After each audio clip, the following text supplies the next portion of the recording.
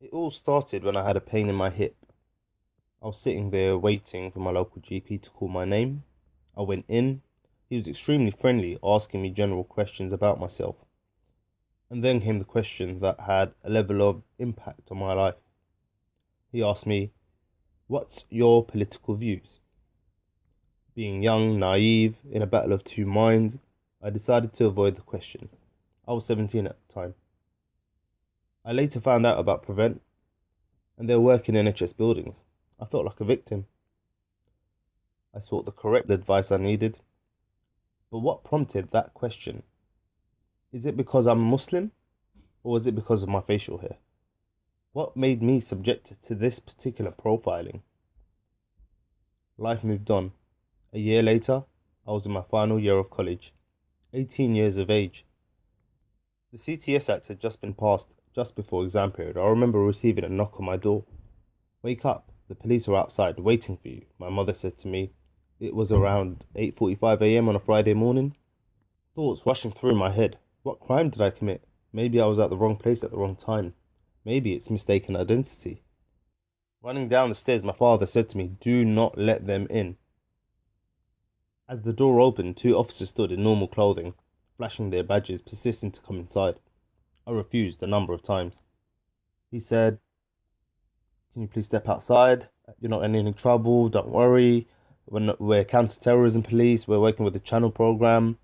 We know about your family charity work. We fear other groups may be influencing you to do something. We really care about you. We really want you to join our deradicalisation program." I called my father to speak to them. I told them to leave me alone. I felt like a victim.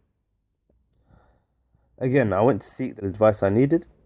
I became paranoid for a period of time, couldn't share what had happened with anyone. It leaves a stain. People assume things.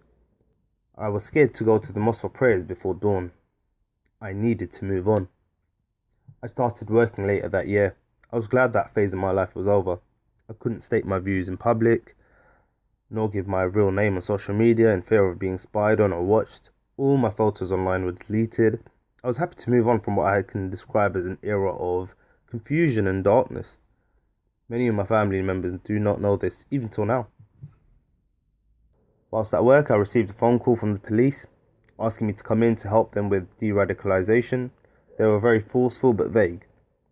I sought advice once again and found out they were trying to recruit me. I ignored them. When I turned 19, the harassment stopped. It's only been a year since. Let's see what the future holds. I'm just a Muslim, nothing more. On all occasions, I sought my advice from Cage. And thanks to them, I knew where I stood in all of this. They assured me and explained things really well. They showed me how I could deal with this legally and took my case. The word I can use is empowerment. They empowered me. It is important for us to keep organisations like Cage going. When they come knocking on your door next, for you or for your child, then you will realise before it's too late. I urge you to continue giving Cage the financial support they need.